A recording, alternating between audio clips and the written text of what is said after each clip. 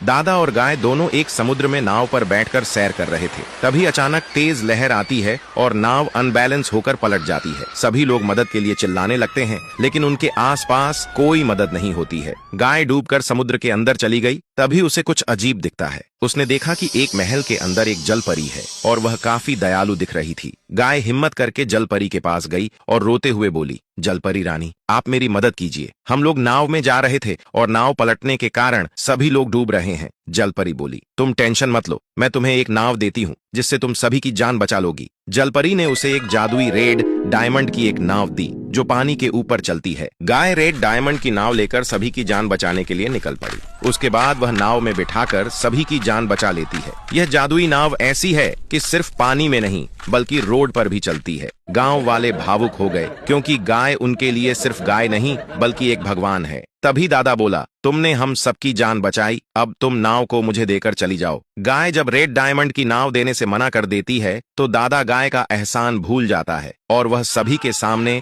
गाय को डांटने लगता है और उसे मारने लगता है। उसके बाद दादा यहीं तक नहीं रुका बल्कि गाय को बीच समुद्र में ले जाकर फेंक देता है, जिससे गाय जख्मी होकर बेहोश हो गई और डूबते हुए फिर से जल परी के महल के पास पहुंच गई। तभी शार्क सेनापति समुद्र के मैप डिस्प्ले में गाय को डूबता हुआ देख लेते हैं और शार्क सेनापति मिलकर जल परी रानी को सारी बात बताते हैं। जल परी बोली, अरे तो तुम लोग खड़े खड़े मुंह क्या देख रहे हो, जाओ उसे अस्पताल ले जाओ। उसके बाद शार्क सेनापति गाय का इलाज करने के लिए महल में बने अस्पताल में ले जाते हैं। गाय ठीक होकर बोली, सभी ने मुझसे नाव छीनकर मुझे समुद्र में फेंक दिया। जल परी बोली, तुम फिक्र मत करो, मैं इस बार तुम्हें ऐसा तोहफा दूंगी कि तुमसे कोई नहीं छीन सकता। उसके बाद जल परी ने अपनी मैजिक छड़ी से जादू करके गाय को रेड डायमंड का बना दिया। गाय खुद को रेड डायमंड का बना हुआ देखकर खुश हो गई और सभी का धन्यवाद किया। वह समुद्र से निकलकर एक गांव में गई ताकि उसे कोई नुकसान न पहुंचा सके। उसके बाद गाय रोते हुए गांव में ही रहने के लिए गांव वालों से रिक्वेस्ट करने लगी। उसके बाद वे लोग बिना कोई सवाल जवाब के उसे रख लेते हैं और उसे ढेर सारा बर्गर खिलाते हैं।